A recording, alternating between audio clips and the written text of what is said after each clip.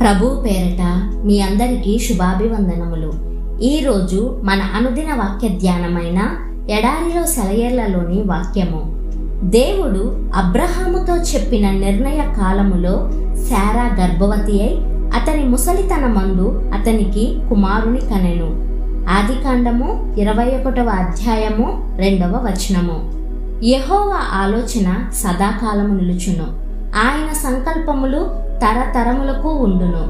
అయితే దేవుడు అనుకున్న సమయం వచ్చేదాకా మనం వేచి ఉండడానికి సిద్ధపడాలి. దేవుడికి కొన్ని నిర్ణీతమైన సమయాలున్నాయి. ఎప్పుడు అనేది మనకి తెలియని మర్మం. మనకవి తెలియవు గాని ఆ సమయాల కోసం మనం ఎదురు చూడాల్సి ఉంది. అబ్రహాము హారానులో కాపురం ఉన్నప్పుడే దేవుడు ఆయనతో మరో 30 ఏళ్లకి నీకు కొడుకు పుడతాడు అని చెప్పినట్టయితే అబ్రహాము అంతకాలము కనిపెట్టాలి కాబోలు అనుకొని నిరుత్సాహపడేవాడే.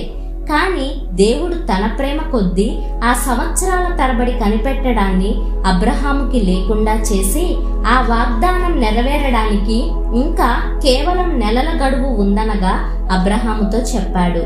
ఈ కాలమున నిర్ణయ కాలమందు శారాకు కుమారుడు కలుగుననెను. నిర్ణయ కాలం ఎట్టకేలకు రానే వచ్చింది. ఆ ఇంట్లో పసివాడి నవ్వులు కేరింతలు వింటూ ఆ ముసలి దంపతులు గత కాలమంతా తాము పడిన తమ మనస్తాపాన్ని మర్చిపోయారు. కళ్ళు కాయలు కాసేలా కనిపెట్టే క్రైస్తవుడా, నిరుత్సాహపడకు.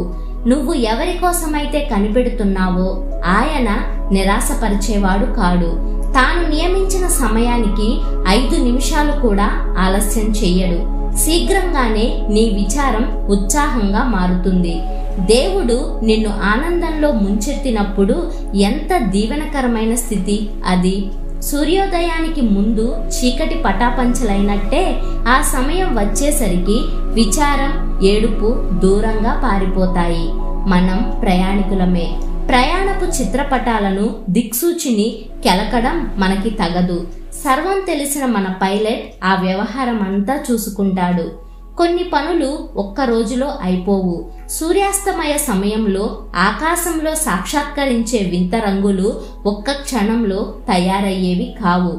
ఓ శుభదినాన బండరాళ్లు చదునవుతాయి. ఏ రోజది ఎవరికి తెలుసు? నెర్రెలు విచ్చిన నేల నీరు తాగుతుంది నిండుగా. అడ్డుగడియలు విరుగుతాయి, తలుపులు తెరుచుకుంటాయి. కఠినమైన చోట్లు సాఫీ అవుతాయి, వంకర దారులు తిన్నగా అవుతాయి. ఓపికగా కనిపెట్టే హృదయం ఉన్నవాడికి జరుగుతాయి ఇవన్నీ.